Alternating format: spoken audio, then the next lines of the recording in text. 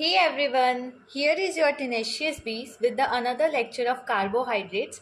So in today's video lecture, we will going to complete the reactions of monosaccharide.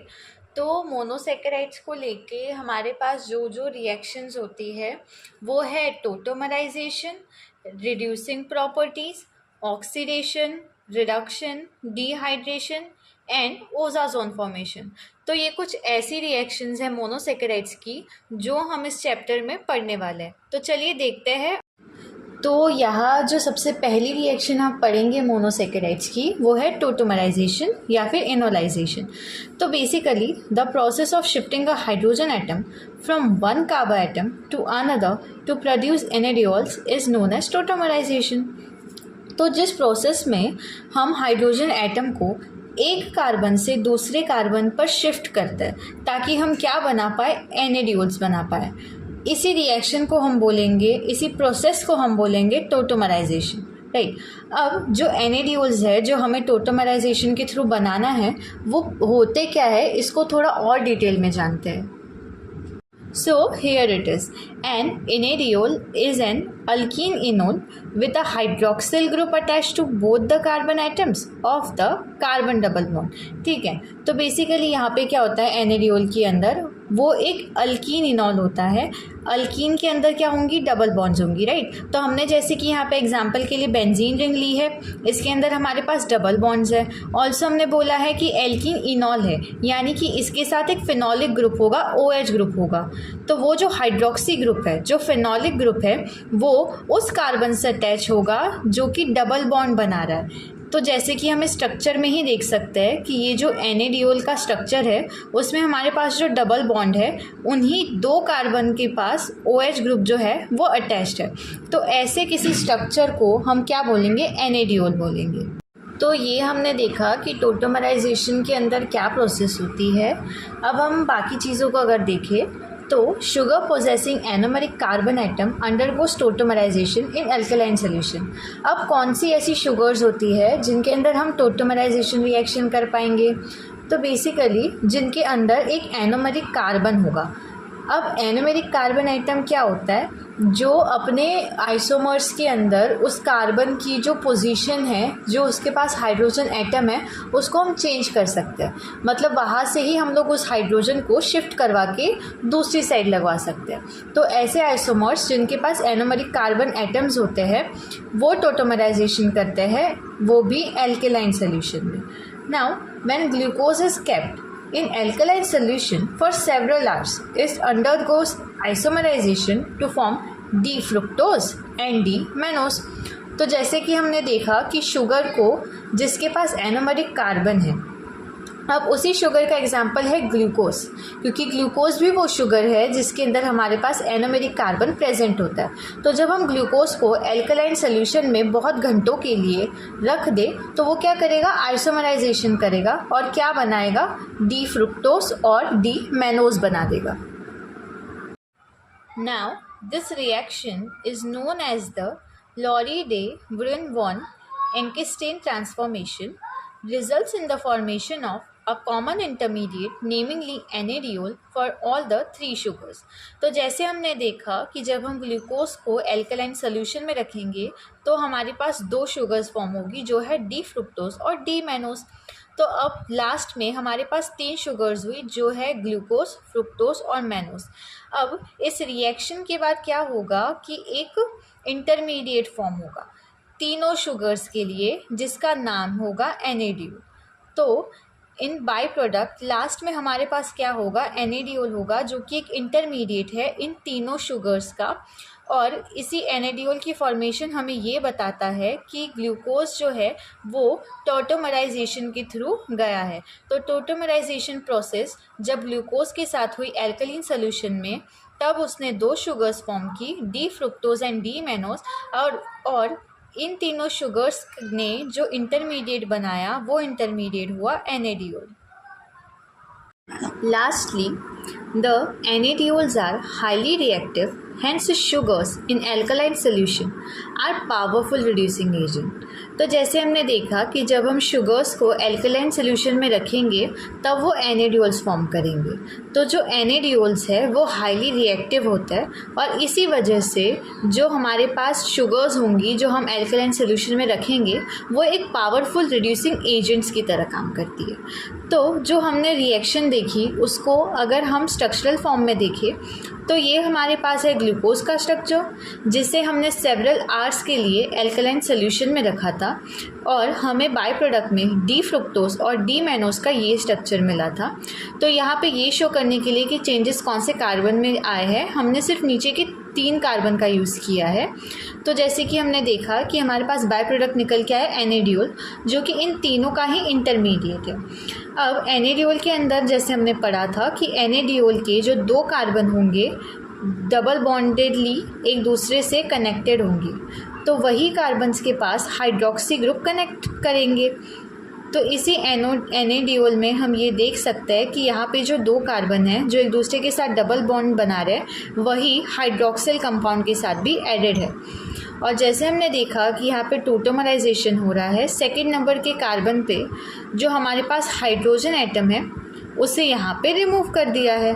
तो इस reaction में यही role है tautomerisation का और उसका बाय प्रोडक्ट NADOL बनाने का। तो आगे बढ़ते हैं रिड्यूसिंग प्रॉपर्टीज़ ऑफ मोनोसेकेराइड्स की तरफ। So the reducing property is attributed to the free aldehyde और keto group of anomeric carbon. तो जैसे हम जानते हैं कि मोनोसेकेराइड रिड्यूसिंग प्रॉपर्टी शो करते हैं क्योंकि उनके स्ट्रक्चर के अंदर अल्डिहाइड या फिर कीटोन का एक ग्रुप प्रेजेंट होता है, वो भी एनोमेरिक कार्बन का। अब अगर हम देखें तो सपोज़ किसी स्ट्रक्चर में हमारे पास यहाँ पे 2 कार्बन हैं और ये उसका आइसोमर है, तो जो सेकंड नंबर का कार्बन है इसे हम कह सकते हैं एनोमेरिक कार्बन, क्योंकि यहाँ जैसे हम देख सकते हैं कि इस कार्बन के राइट साइड में हाइड्रोक्सिल ग्रुप है और लेफ़्ट साइड में हाइड्रोजन ग्रुप है। और उसी तरफ अगर हम दूसरी साइड देखें तो इस कार्बन के राइट साइड में हाइड्रोजन ग्रुप है और लेफ़्ट साइड में हाइड्रोक्सिल ग्रुप है, यानी कि हमारे पास सेम स्ट्रक्चर में सिर्फ एक कार्बन पे हम जहाँ 2 एटम्स की पोजीशन को चेंज कर सकते हैं उस कार्बन को हम कहेंगे एनोमेरिक कार्बन। तो ये जो सेकंड नंबर का कार्बन है यहाँ उसे हम एनोमेरिक कार्बन कह सकते हैं क्योंकि हम इस कार्बन में OH और H की जो पोजीशन है उसको इंटरचेंज कर सकते हैं। तो ये हुई रिड्यूसिंग प्रॉपर्टी की बात जो मोनोसेकेराइड्स की होती है। To identify the reducing action of sugars, Renedix test, Fehling's test, Barfoed test, etc. are used. तो इन तीनों टेस्ट को यूज़ करके हम शुगर्स की रिड्यूसिंग एक्शन को आइडेंटिफाई कर सकते हैं, देख सकते हैं कि कहाँ रिडक्शन हो रहा है। The NADOL forms और sugars reduce cupric ions of copper sulfate to cuprous ion which forms a yellow precipitate of cuprous hydroxide और a red precipitate of cuprous oxide है शोन। तो ये हम रिएक्शन के थ्रू देखते हैं इस स्टेटमेंट को। तो अब अगर हम इस रिड्यूसिंग प्रोसीजर को समझें तो यहाँ हमारे पास है कॉपर सल्फेट और कॉपर सल्फेट के अंदर प्रेजेंट होता है क्यूप्रिक आयन, राइट। तो अब जब इस क्यूप्रिक आयन को हम शुगर NADOL के प्रेजेंट में रिड्यूस करेंगे तो वो क्यूप्रिक आयन क्यूप्रस आयन में कन्वर्ट हो जाएगा और ये क्यूप्रस आयन अब आगे जाके एक येलो कलर का प्रेसिपिटेट बनाएगा जो कि है क्यूप्रस हाइड्रोक्साइड का, या फिर एक रेड कलर का प्रेसिपिटेट बनाएगा जो कि है क्यूप्रस ऑक्साइड का। तो इसी तरह हमें पता चला कि कैसे कॉपर सल्फेट में जो हमारे पास क्यूप्रिक आयन है वो शुगर और NADOL के रिड्यूसिंग नेचर की वजह से अपने आप को रिड्यूस करके क्यूप्रस आयन बना देता है। Let's talk about the another property of reactions of monosaccharide, that is oxidation. So जो ऑक्सीडेशन होगा हमारे शुगर का वो डिपेंड करेगा उसके ऑक्सीडाइजिंग एजेंट के ऊपर तो जिस हिसाब से हमारे पास अलग अलग पर्टिकुलर ऑक्सीडाइजिंग एजेंट होंगे, उस हिसाब से ये डिसाइड होगा कि हमारे पास जो शुगर है उसका टर्मिनल अल्डिहाइड ग्रुप या कीटोन ग्रुप या फिर टर्मिनल अल्कोहल ग्रुप ऑक्सीडाइज हो सकता है। तो इन तीनों ग्रुप्स में से कोई भी ऑक्सीडाइज होगा, और ये ऑक्सीडेटिव प्रॉपर्टी किसके ऊपर डिपेंड करेगी? उसके ऑक्सीडाइजिंग एजेंट के ऊपर डिपेंड करेगी। तो जैसे कि oxidation of aldehyde group results in formation of gluconic acid. तो जैसे कि हम यहाँ पे देख सकते हैं कि अगर हम शुगर में ग्लूकोज का एग्जाम्पल लें, तो जो हमारे पास टर्मिनल में एल्डिहाइड ग्रुप है वो कार्बोक्सिलिक ग्रुप में कन्वर्ट हो जाता है, यानी कि ऑक्सीडाइज हो जाता है। ऑक्सीडेशन हम जैसे यहाँ पे देख सकते हैं कि there is an addition of oxygen here. तो यहाँ पे अल्डिहाइड से एक ऑक्सीजन को हमने ऐड किया है, एंड दस aldehyde is being converted into carboxylic acid, और इसी के थ्रू हमारे पास ग्लूकोनिक एसिड बन जाता है। ठीक उसी तरह oxidation of terminal alcohol group, जैसे हमारे पास यहाँ पे अल्कोहलिक ग्रुप है वो भी कार्बोक्सिलिक ग्रुप फॉर्म करेगा, leads to the production of glucouronic acid.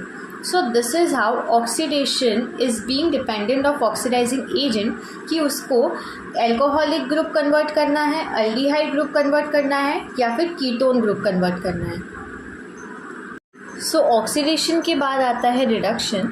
तो होता ये है कि जब हम किसी मोनोसेकेराइड को सोडियम अमालगम के साथ ट्रीट करते हैं तो sodium amalgam as an reducing agent काम करता है, और वो क्या करता है कि जो हमारे मोनोसेकेराइड का अल्डिहाइड या फिर कीटोन ग्रुप है उसको रिड्यूस करके अल्कोहलिक ग्रुप में कन्वर्ट कर देता है। तो जैसे आप यहाँ पे देख सकते हैं कि ये हमारे पास जो कीटोनिक ग्रुप है वो रिड्यूस होके अल्कोहलिक ग्रुप में कन्वर्ट हो गया है। तो इसी तरह रिडक्शन काम करता है, और हमारे पास कुछ ऐसे एग्जांपल्स हैं जहाँ पे क्लियरली रिडक्शन शो हो रहा है। तो सबसे पहला एग्जांपल है डी ग्लूकोज और डी सॉर्बिटॉल का। तो हमारे पहले एग्जांपल का अगर हम स्ट्रक्चर देखें तो हमें क्लियरली डिफरेंस दिखेगा कि ये ग्लूकोज कैसे सॉर्बिटॉल में रिड्यूस हो गया है। तो ये है ग्लूकोज का स्ट्रक्चर, जहाँ पे हमारा ये जो अल्डिहाइडिक ग्रुप है वो यहाँ जाके अल्कोहलिक ग्रुप के अंदर कन्वर्ट हो जाता है। इसी तरह दूसरा एग्जांपल है डी गैलेक्टोज और डी डल्सिटोल का। तो इसके अंदर आप जैसे देख सकते हैं कि यहाँ पे भी हमारा जो अल्डिहाइडिक ग्रुप है वो अल्कोहलिक ग्रुप में कन्वर्ट हो जाता है। और उसी तरह हमारा नेक्स्ट एग्जांपल आता है डी मैनोस और डी मैनिटॉल का, और यहाँ पे भी यही होता है कि हमारे पास जो कीटोनिक ग्रुप होगा वो अल्कोहलिक ग्रुप में कन्वर्ट हो जाएगा। Next one is D fructose that gives D mannitol plus D sorbitol. तो जैसे कि हम यहाँ देख सकते हैं कि फ्रुक्टोज का रिडक्शन होके वो सॉर्बिटोल और मैनिटोल फॉर्म कर रहा है। सो सॉर्बिटोल और मैनिटोल जो है उसमें सिर्फ इस कार्बन पे चेंजेस है, जहाँ हम ये देख सकते हैं कि ये जो OH का ग्रुप है वो लेफ़्ट से राइट और राइट से लेफ़्ट एक्सचेंज हुआ है, और इसी तरह ये जो दोनों स्ट्रक्चर है वो एक दूसरे से डिफ़र कर रहे हैं। उसी तरह जो पांचवा एग्जाम्पल है वो है डी राइबोज और डी रिबिटोल का। तो यहाँ पे जैसे कि देख सकते हैं कि राइबोज और रिबिटोल के रिडक्शन में भी अल्डिहाइडिक ग्रुप अल्कोहलिक ग्रुप में कन्वर्ट हो गया है। तो रिडक्शन के अंदर सिंपली ये होता है कि जो हमारे पास अल्डिहाइड या कीटोनिक ग्रुप है वो अल्कोहलिक ग्रुप में रिड्यूस हो जाता है। अब नेक्स्ट प्रॉपर्टी है dehydration. When treated with concentrated sulphuric acid, monosaccharides undergo dehydration with an elimination of 3 water molecule। तो जब हम शुगर को कंसनट्रेटेड सल्फ्यूरिक एसिड के साथ ट्रीट करेंगे तब 3 वाटर के मॉलिक्यूल्स एलिमिनेट हो जाएंगे। तो हम जैसे कि नाम से ही देख सकते हैं डिहाइड्रेशन, और हमें बेसिकली ये वर्ड ये एक्सप्लेन करता है कि वाटर के जो मॉलिक्यूल्स हैं वो एलिमिनेट हुए। तो अगर हम आगे देखिए तो 10 hexoses give hydroxy methyl furfural while pentoses give furfural on dehydration. So यहाँ पे क्या होता है कि हमारे पास जैसे यहाँ पे है ग्लूकोज का एग्जाम्पल। तो ग्लूकोज को जब हम ट्रीट करते हैं कंसनट्रेटेड सल्फ्यूरिक एसिड के साथ तब वो एक कंपाउंड फॉर्म करता है जो कि है हाइड्रोक्सी मिथाइल फॉस्फोरिल। ये है उसका स्ट्रक्चर। और जैसे हम देख सकते हैं कि जब हम ग्लूकोज के स्ट्रक्चर से 3 वाटर के मॉलिक्यूल्स को एलिमिनेट करेंगे, निकालेंगे, तब हमारे पास ये स्ट्रक्चर बन के आता है। और उसी तरह हमारे पास जो पेंटोसिस है उसके लिए हम राइबोस का एग्जाम्पल देखते हैं। तो जब हम पेंटोसिस को कंसनट्रेटेड सल्फ्यूरिक एसिड के साथ करेंगे रिएक्ट, तब हमारे पास 3 H2O का एलिमिनेशन होगा और वो फॉर्म करेंगे phosphoryl. So this phosphoryls can condense with phenolic compounds like alpha naphthol to form coloured products. This is the chemical basis of the popular Molisch test. तो जैसे हमने देखा कि जब हम ग्लूकोज को कंसनट्रेटेड सल्फ्यूरिक एसिड के साथ कंडेंस कर रहे थे, तब हमारे पास 3 वाटर मॉलिक्यूल्स का एलिमिनेशन हुआ और हमें as a by product hydroxy methyl phosphoryl मिला, जो कि ये कंपाउंड है। अब हम जब इसे अल्फा नेप्थोल के साथ कंडेंस करेंगे, तब ये रिएक्शन के थ्रू कुछ ऐसा कलर्ड कंपाउंड प्रोड्यूस करेगा। तो ये जो कलर कंपाउंड होगा वो पर्पल या फिर वायलेट कलर का दिखेगा। अब इसके फॉर्मेशन से हम मॉलिश टेस्ट कैसे कर सकते हैं वो देखते हैं। जैसे हमारे पास यहाँ पे 2 टेस्ट ट्यूब होंगे, टेस्ट सैंपल्स होंगे। तो जब हमारे पास मॉलिश टेस्ट करके पॉजिटिव मॉलिश टेस्ट तब आएगा जब एक पर्पल कलर की रिंग फॉर्म होगी। तो ये पर्पल या वायलेट रिंग का फॉर्म होना ये इंडिकेट करता है कि इस सोल्यूशन के अंदर कार्बोहाइड्रेट्स प्रेजेंट है।